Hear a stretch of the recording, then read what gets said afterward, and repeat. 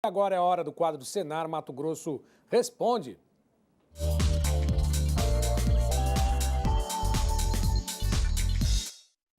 Bom, e o tema do Senar MT Responde de hoje é Fundo Rural. Voltamos agora a Cuiabá, conversar com o jornalista do canal Rural Mato Grosso, Luiz Patrone. Luiz Patrone, é contigo.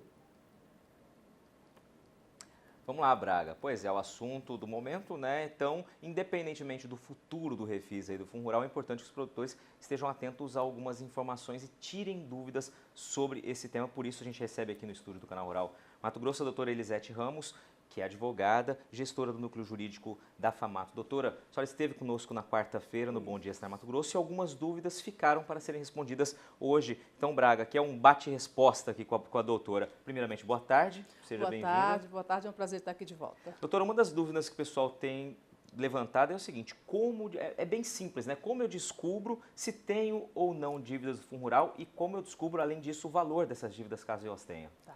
O produtor deve buscar as suas notas fiscais de comercialização dos últimos 5 anos, aquelas que o seu contador tem arquivadas. Por que ele tem? Porque ele tem que prestar informações também para a Secretaria de Fazenda. São essas notas, a partir delas, que ele vai fazer a confissão do seu valor.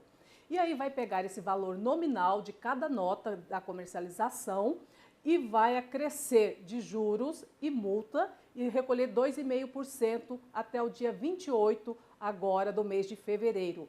Após, ele volta para o valor original, aplica tão somente juros e aí divide em 176 parcelas. Perfeito. Outra dúvida, essa vem da Vera Prando, que é pecuarista aqui em Mato Grosso. Ela ficou com dúvida com relação ao seguinte, ela engorda animais, vendeu para o frigorífico, né? Vende para o frigorífico, e ela queria saber de quem é a responsabilidade de pagar o passivo dos últimos 5 anos, visto que a responsabilidade do recolhimento era da indústria. Vera, se você ao comercializar com o frigorífico não apresentou uma liminar para impedi-lo de fazer o desconto, a responsabilidade é do adquirente da produção, ou seja, a responsabilidade é do frigorífico.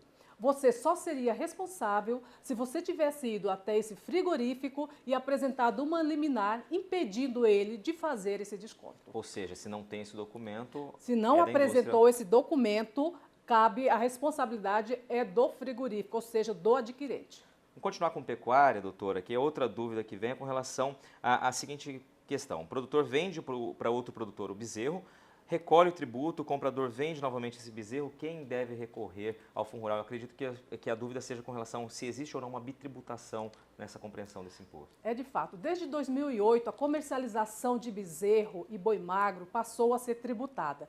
E quando o produtor, pessoa física, vende para outro produtor, ele, produtor, pessoa física, vendedor, tem que recolher. Se esse adquirente vir a vender novamente esse bezerro, novamente você tem aí a incidência do Fundo Rural. Ou seja, efeito cascata em cada momento de comercialização até o final do abate. Às vezes, o mesmo bezerro pode sofrer a incidência de até 3 ou 4 vezes o Fundo Rural. Isso se chama efeito cascata. Não é proibido na legislação, não há vedação, neste caso específico, para o Fundo Rural. Perfeito, doutora. Outro ponto é o seguinte, a lei parcela valores até agosto, como fica depois desse período? Exatamente, a recuperação, o plano será até 30/8. Após essa data, o produtor tem que voltar a recolher novamente, normalmente, o 2,3 sobre cada comercialização feita após essa data, até 31/12 de 2017. E a partir de janeiro, houve uma mudança na legislação, ele vai passar a recolher 1,5 sobre os produtos comercializados. Então, de 30/8 de 2017 até dezembro, 2,3 sobre a sua comercialização. Doutora, para encerrar, uma pergunta aqui que diz o seguinte, o recolhimento do Fundo Rural serve para aposentadoria? Não. O produtor, infelizmente, apesar de fazer uma alta contribuição para o Fundo Rural, esse 2,3 não se destina à sua aposentadoria se você for um produtor rural com empregados.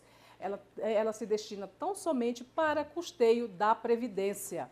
Então, se atende para isso, porque a gente tem sido surpreendido, ou o produtor também, na hora de aposentar, é que descobre essa situação e não tem direito a esse benefício. Doutora Elisete Ramos, obrigado pelas suas informações, pela sua participação mais uma vez, esclarecendo dúvidas que são das básicas, as mais detalhadas aí, porque o assunto realmente está trazendo muito questionamento no campo. Braga, a gente volta contigo aí em São Paulo. Esse foi o Senar MT Responde dessa sexta-feira. Grande abraço, Patrone. Até mais.